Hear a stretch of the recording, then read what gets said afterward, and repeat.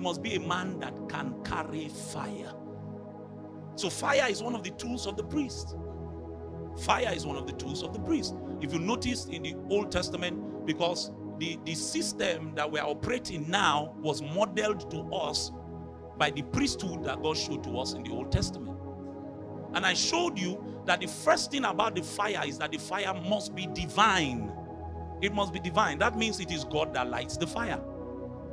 So when you see Jesus carry a whip and enter into the temple to chase away the traders, those that were buying and selling, those that were changing money changers, and then the Bible now quotes an Old Testament verse to say zeal for his house had done what?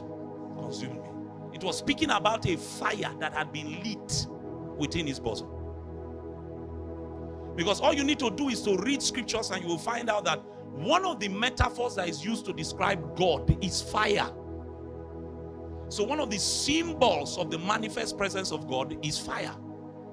The Bible even says in Hebrews that God is a what? Consuming fire. When you read the book of Malachi, he tells us that he will sit as a refiner of silver.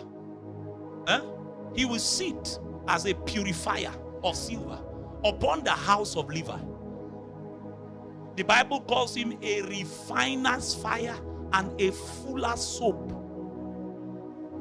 So fire is God's presence. Fire is God that consumes you from the inside. Fire is still God that refines you. It refines you. So one of the primary tools of the priest is that he must be a man that knows how to, one, sustain the fire that is divine.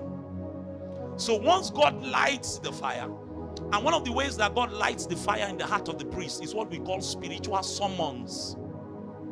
Spiritual summons. How do spiritual summons happen? You can receive a burden within your soul, a prompting, and the idea of that prompting is that God wants to use it to draw you to the place of prayer.